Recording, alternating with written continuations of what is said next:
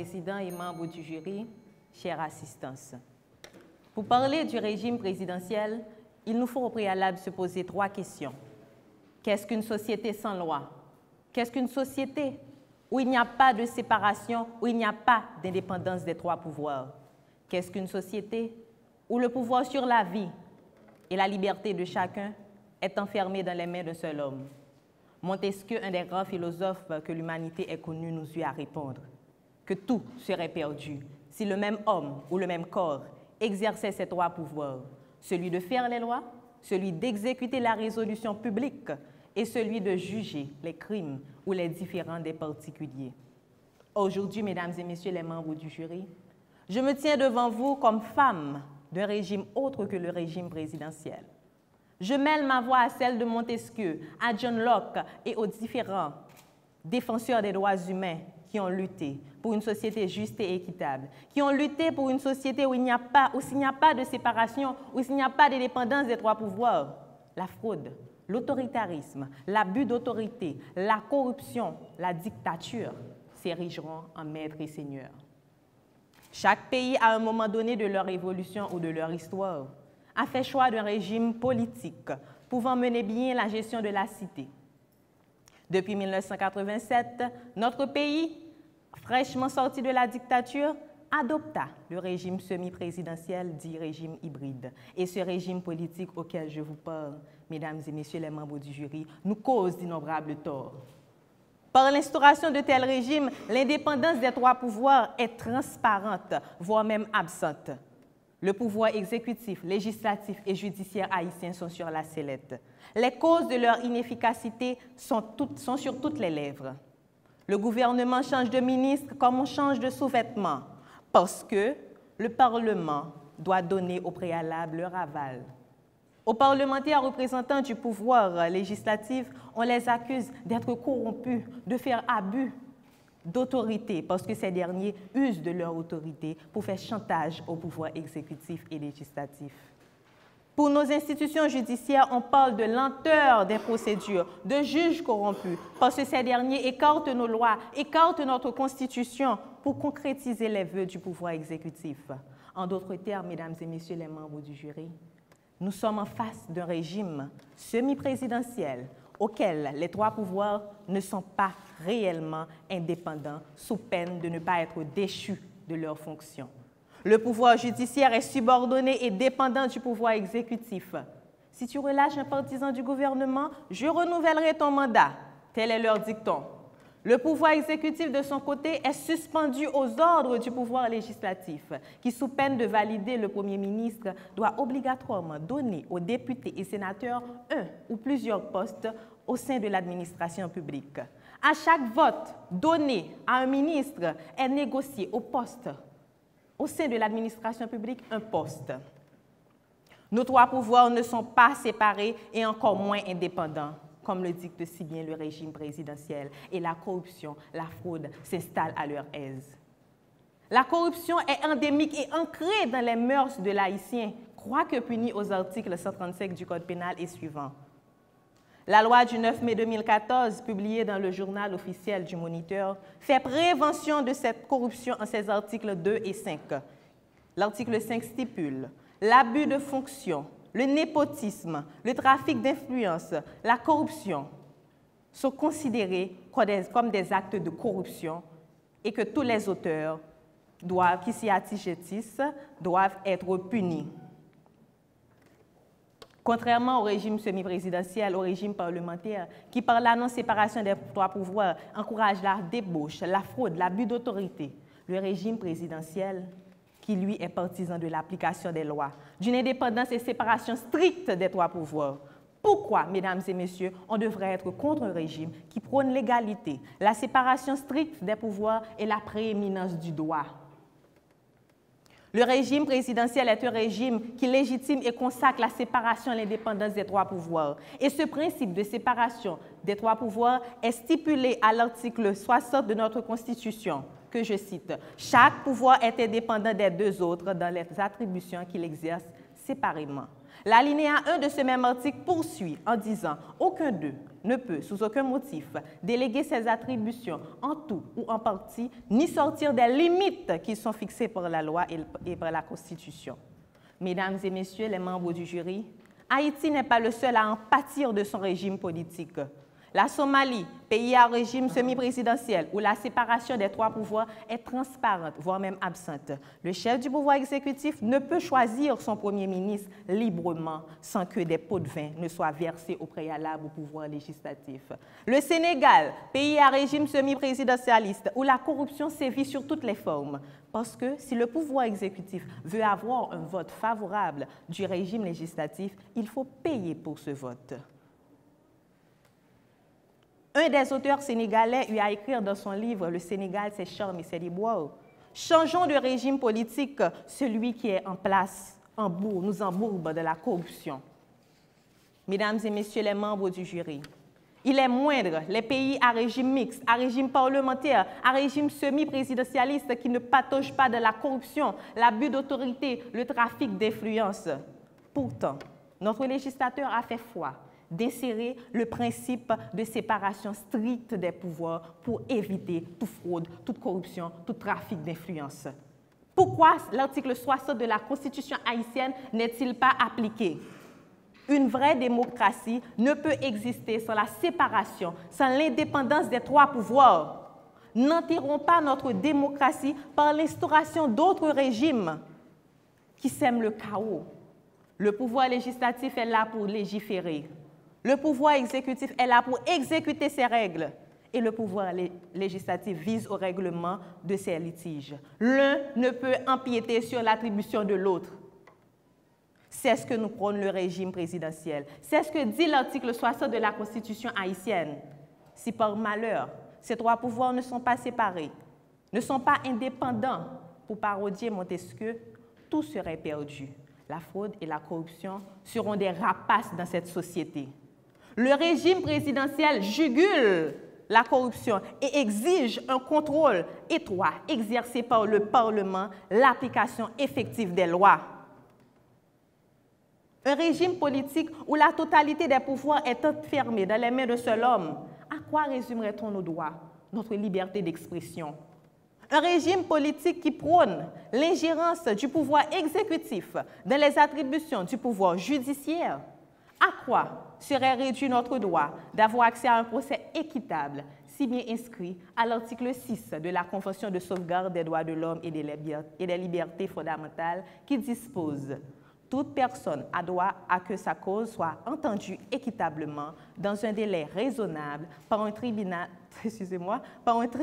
indépendant et impartial. » Honorable Président, Mesdames et Messieurs les membres du jury, au terme de cette joute, je rejoins la cause de ces hommes et des femmes, de Montesquieu et de tous défenseurs des droits humains qui ont lutté pour que le régime présidentiel soit la règle et non l'exception.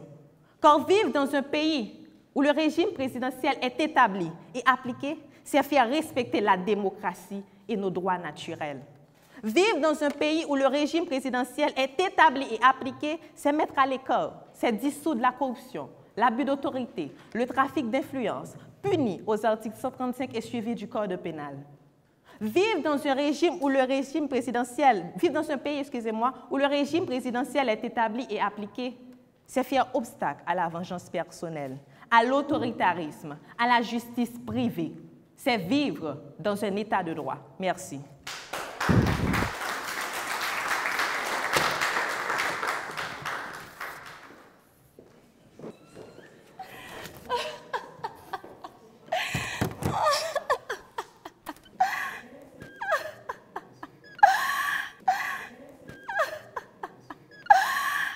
Haïti a besoin de régime présidentiel pour que nos hommes et femmes politiques puissent enfin devenir des personnes dignes, intègres et responsables. Nous avons besoin de régime présidentiel pour éradiquer les gangs, l'insécurité, la violation des droits humains. Nous avons besoin de régime présidentiel pour l'augmentation de la production nationale, pour la valorisation de la monnaie nationale et pour qu'enfin nous puissions avoir de l'électricité 24 heures sur 24. Avec le régime présidentiel, on va enfin solutionner tous les problèmes d'Haïti. Et si après avoir fini de changer de régime, la situation d'Haïti reste inchangée, il faut à nouveau changer de régime. Le changer encore et encore. Mais maintenant, c'est le régime présidentiel. Le régime adopté par les États-Unis d'Amérique. Un pays qui a fait la hiérarchisation, la catégorisation même de ses électeurs. Grand, petit.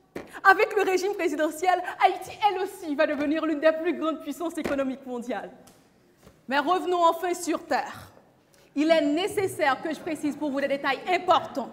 Plusieurs pays comme Gambie, Mozambique, Libéria, Burundi, Soudan du Sud, République centrafricaine font partie des 10 pays les plus pauvres du monde, selon le classement 2019 de produit intérieur brut.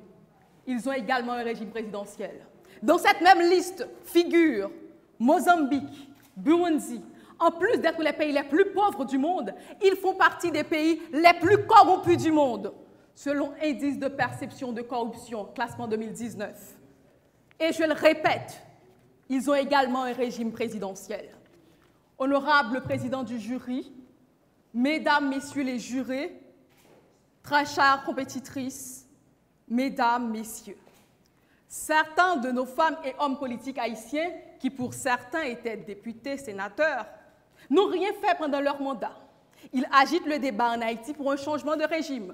Ils optent pour un régime présidentiel, comme quoi le régime actuel est responsable de leur échec. Mais avec le régime présidentiel, ils vont devenir enfin les libérateurs, les sauveurs d'Haïti. Épargnez-nous de ces contes de fées.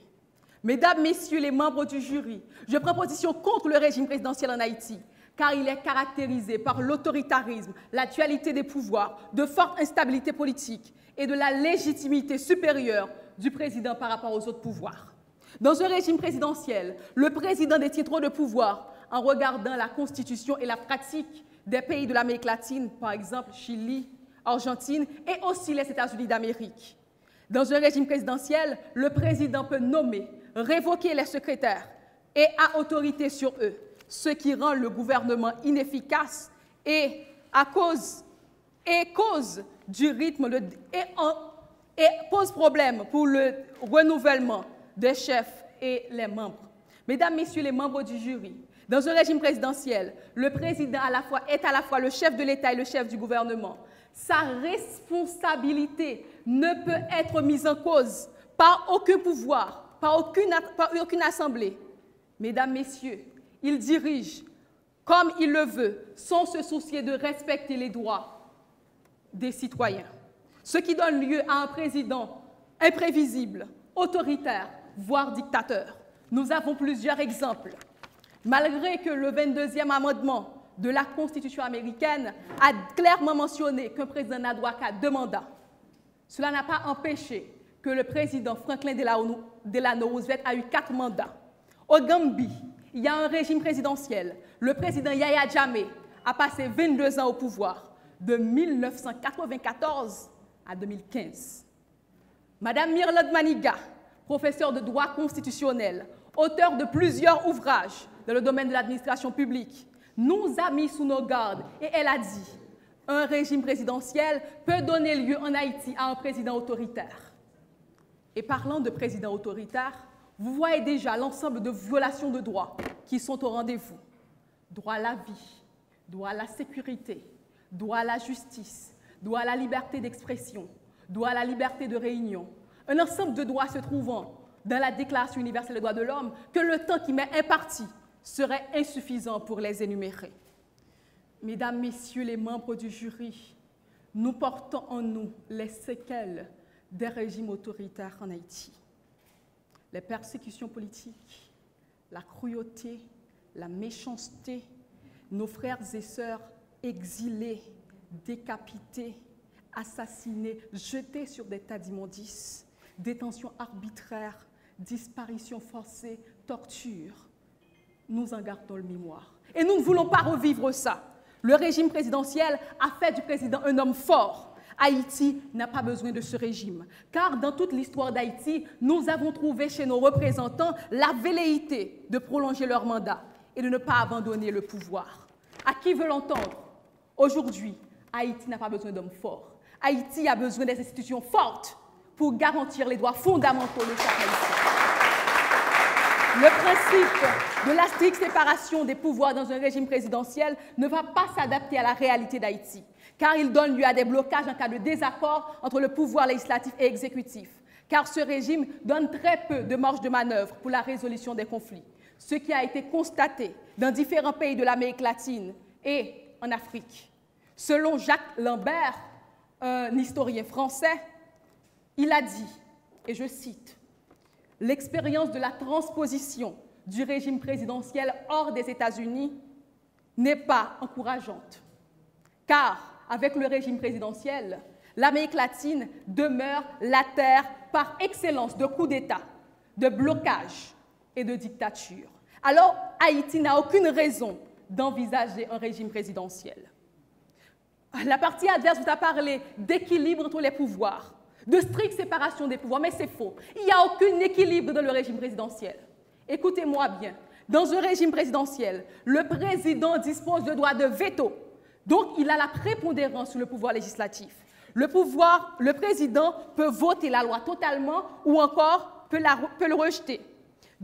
Pour éviter les risques de veto, le pouvoir législatif est obligé de satisfaire les caprices et les ambitions du président. Le président a également l'habilité d'intervenir par décret selon au regard des régimes présidentiels qui se trouvent en Amérique latine. Alors que, malgré que le pouvoir législatif est là, le président peut prendre décret exceptionnellement. Cependant, le pouvoir législatif n'a aucune prépondérance pour le pouvoir exécutif. Mesdames, Messieurs, dans un régime présidentiel, les juges sont votés, sont acceptés, sont sélectionnés par le président en accord avec le Sénat, ce qui peut donner lieu à l'instrumentalisation du pouvoir législatif et judiciaire par le président de la République, ce qui peut donner lieu à des compromissions, à la corruption, au clientélisme politique, à l'affaiblissement du système judiciaire, aux abus de pouvoir, à la violation de droits et des chantages. Mesdames, Messieurs les membres du jury, en quoi ce régime va améliorer le statu quo en Haïti? Je peux vous assurer qu'il empirera la situation d'Haïti. Le régime présidentiel donne lieu à un État inégalitaire. Au Kenya, il y a un régime présidentiel. Dans un reportage recueilli par Marion Doué dans le journal Le Monde.fr, John Gitongo, figure de la société civile, a dit, et je cite, « Notre société est très inégalitaire. C'est ce qui rend la compétition politique est dure et si violente. Notre régime très présidentiel est un échec. Il aurait dû être abandonné depuis longtemps. Lors de la réforme constitutionnelle, en 2010, nous avons réintroduit intelligemment la décentralisation. Mesdames, Messieurs, en Haïti, nous avons un État unitaire décentralisé. Nous ne pouvons pas copier sur les États-Unis qui a un régime fédéral. Haïti a un régime semi-présidentiel, comme la Russie, Portugal, Islande, Roumanie. Ce sont des pays stables, développés, qui ont un système judiciaire fort. Les partisans du régime présidentiel se sont trompés de problème. Il n'y a aucun moyen que leur solution soit bonne. Je plaide contre le régime présidentiel en Haïti en faveur des institutions nationales fortes qui prendra en compte les besoins fondamentaux du peuple haïtien. Merci.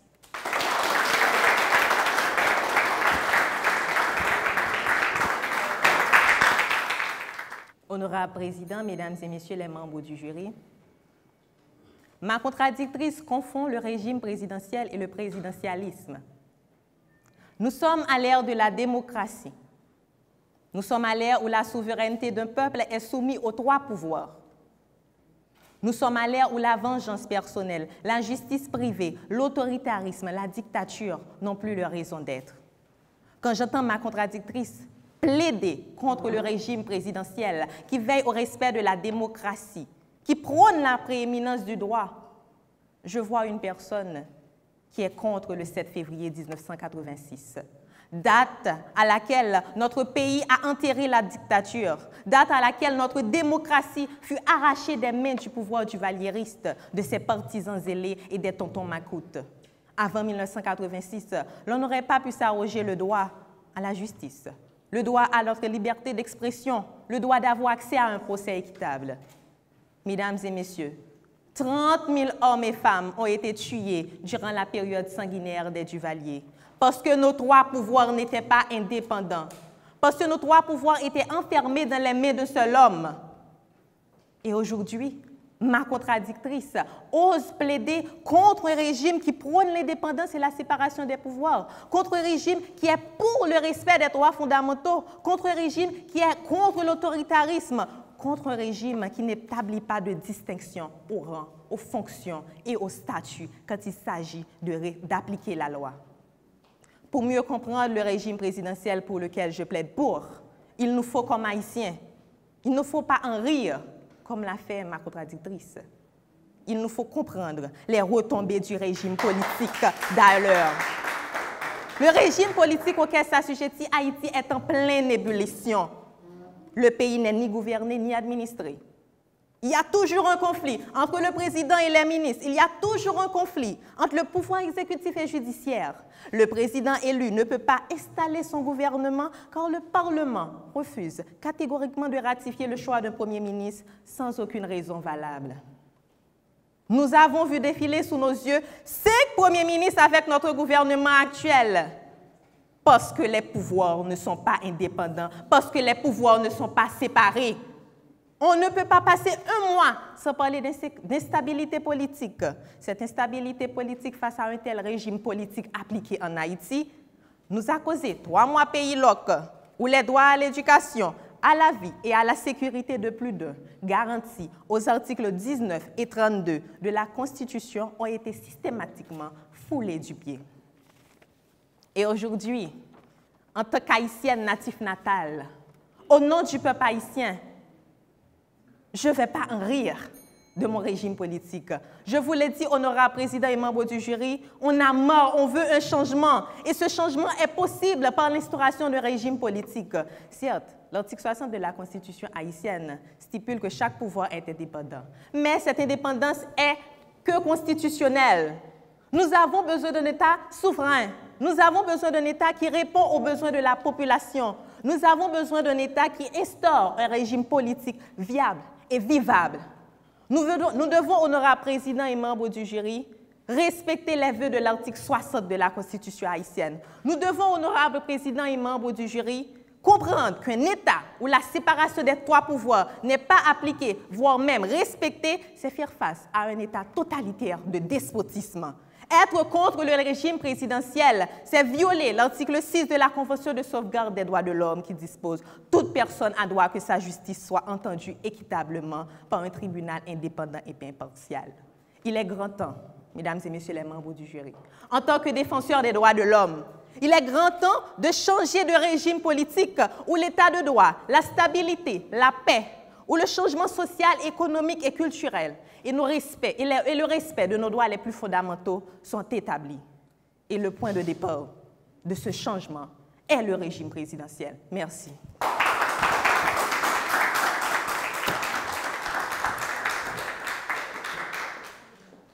Mesdames, Messieurs les membres du jury, la partie adverse vous a présenté le régime présidentiel comme le régime miracle pour sauver Haïti. Mais elle a bien dit dans son exposé qu'à l'article 60 de la Constitution, on parle de l'indépendance des pouvoirs. Donc, elle ferait mieux de plaider pour le respect des droits en Haïti, pour l'application stricte des droits en Haïti. Mesdames, Messieurs les membres du jury, la partie adverse a plaidé et a dit dans notre régime, il y a beaucoup de problèmes, comme pour placer un Premier ministre. Et elle n'a pas su comprendre que dans un régime présidentiel, malgré que le vice-président est élu, il y a la possibilité que le vice-président soit renvoyé, qu'il puisse démissionner ou qu'il puisse être destitué. Et dans ce cas, pour remplacer ce vice-président, il faut la même procédure, le même processus qu'un régime semi-présidentiel. Donc, les problèmes qu'elle a évoqués seront pareils dans le régime semi-présidentiel. Les problèmes de chantage, tout ça seront pareils dans un régime présidentiel. Et on peut prendre, aux États-Unis, il y a des présidents qui ont eu plusieurs vice-présidents. Par exemple, le président Richard Nixon. Donc, le problème de changement de régime sera aussi valable pour le régime présidentiel en Haïti, parce que le vice-président peut démissionner, peut être contraint à démissionner. La partie adverse a également évoqué qu'il faut un régime présidentiel pour la stabilité d'Haïti, la stabilité économique, la stabilité politique. Mais j'ai évoqué, au début de mon argumentaire, l'ensemble des pays qui ont un régime présidentiel, qui font partie des pays les plus pauvres du monde et aussi qui font partie des pays les plus corrompus du monde. Mesdames, Messieurs les membres du jury, il est important de savoir qu'aujourd'hui, avec le régime que nous avons, le régime semi-présidentiel, nous avons un président qui est contrôlé par le Parlement. Le Parlement est constitué du Sénat. Le Sénat est constitué de 30 personnes, de 3 représentants de chaque département. Et la Chambre des députés comprend 119 personnes. Donc, le président est contrôlé par 149 personnes. Nous avons ce que nous avons comme résultat. Imaginez que le régime présidentiel, le président ne peut être contrôlé par personne. Imaginez que le président ne soit contrôlé par personne dans un régime présidentiel. La partie adverse parle de stricte séparation des pouvoirs. Mais je l'ai tantôt dit, dans le régime présidentiel, il n'y a pas de stricte séparation des pouvoirs. Parce que le président a la prépondérance sur le pouvoir législatif par son droit de veto et par sa possibilité à prendre des décrets. Dans ce régime présidentiel, le président choisit les juges, ce qui lui donne la possibilité d'utiliser, d'instrumentaliser les juges. Mesdames, Messieurs les membres du jury, la partie adverse a bien plaidé pour le régime présidentiel, mais le régime présidentiel ne sera pas applicable, ne sera pas adapté à la réalité d'Haïti, où nous avons des dirigeants qui claironnent à la longueur des journées qu'ils sont chefs, qu'ils sont les seuls maîtres et seigneurs. Nous avons besoin, je le redis, des institutions fortes. Nous avons besoin que les Haïtiens puissent respecter la loi. Nous avons besoin également d'un conseil électoral permanent pour assurer le renouvellement des corps, des représentants d'Haïti. Nous avons besoin des institutions qui sont capables de faire respecter les droits de chaque citoyen. Mais nous n'avons pas besoin de régime présidentiel où les droits des citoyens sont constamment bafoués. Merci. Après délibération, le jury déclare Madame Rose Luman Saint-Jean, lauréate de la 5e édition